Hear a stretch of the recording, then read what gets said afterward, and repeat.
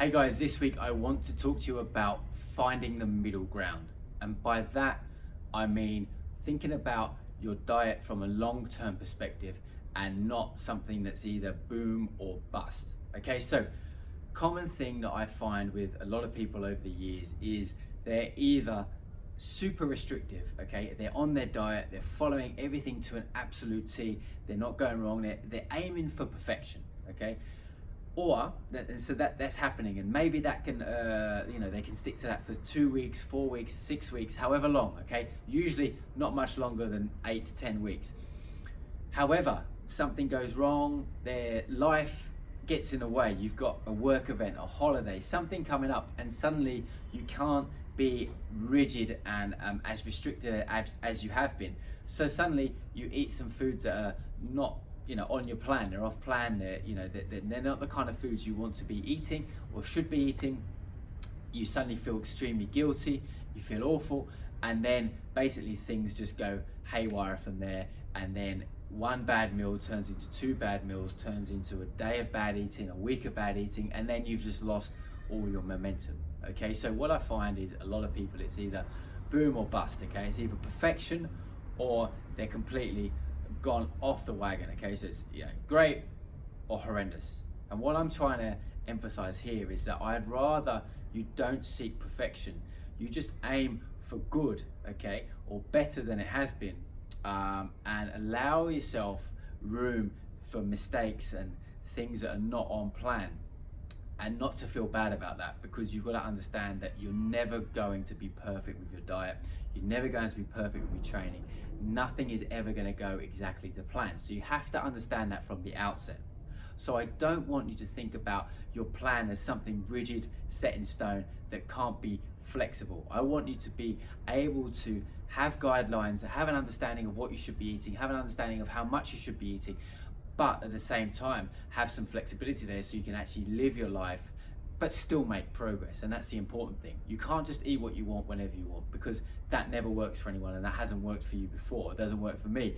There has to be some guidelines in place. There has to be a plan in place. However, the plan needs to be flexible to allow some things to go wrong, some things to from alterations. Okay, so you're supposed to be eating 4 times.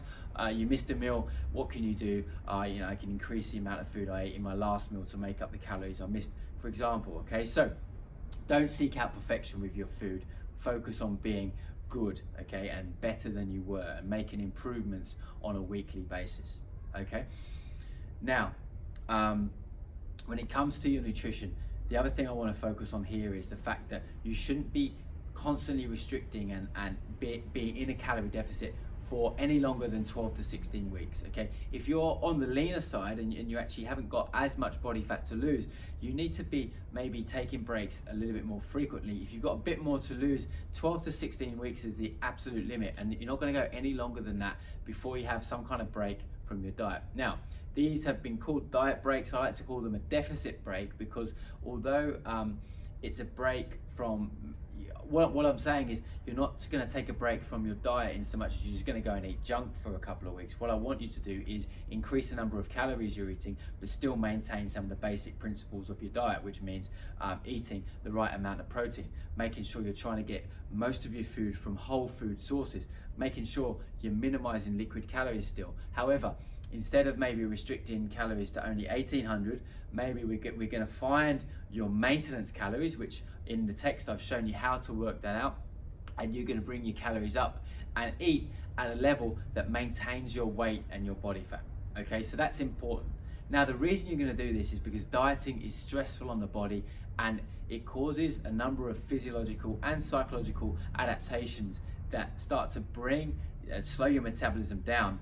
And dieting becomes harder and harder and harder the longer you do it. You build up what people have described as diet fatigue, okay? And you start to get this build up of appetite increases, hunger increases, your energy reduces, your sleep can be affected, and your metabolism starts to drop. Is an adaptive process. Okay, so what we want to do is take a break for a couple of weeks and start to undo some of these negative adaptations, so that when we then go back to your diet again, we bring calories back down, we'll get a little bit more successful in losing weight and losing body fat. Okay, So it's not going to be a linear process. We're maybe going to diet for a period, have a break, diet again, and keep this. Make sure that your body is staying in a good place so that you're actually successful with your fat loss, and it's not just banging your head against a brick wall, having no energy and feeling starving all the time.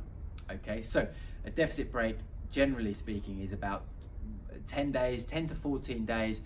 Calories should be at maintenance or baseline. Okay, so again, it's keeping your weight and your body fat stable, and generally speaking, you're going to bring your carbohydrate intake over 150 grams. So it should be at least 150 grams, if not more. And for some of you, you'd be eating over that anyway, so that wouldn't be much of a change. But the main thing to consider is calories need to come up. You need to try and bring that up so your weight stays stable. You're not trying to lose weight at this point. You're trying to keep your weight stable, and you're trying to allow your body to recover from the dieting process.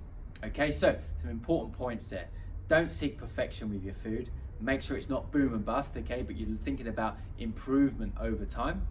Second of all, you can't constantly be dieting and constantly restricting calories. You need to have a break every at least kind of 12 to 16 weeks at max, okay, if not more frequently, okay, and that will be based on an individual basis depending on how much body fat you've got. Okay, so if you feel like you're stuck in a rut and you're in a bit of a plateau, it might be a good time to bring calories up, even though that might seem counterintuitive, and just give your body a break from the dieting process. Okay, I hope that helps you guys. If you've got any questions, please email me, paul@physiquewise.com.au, and I'll help you out. Thank you.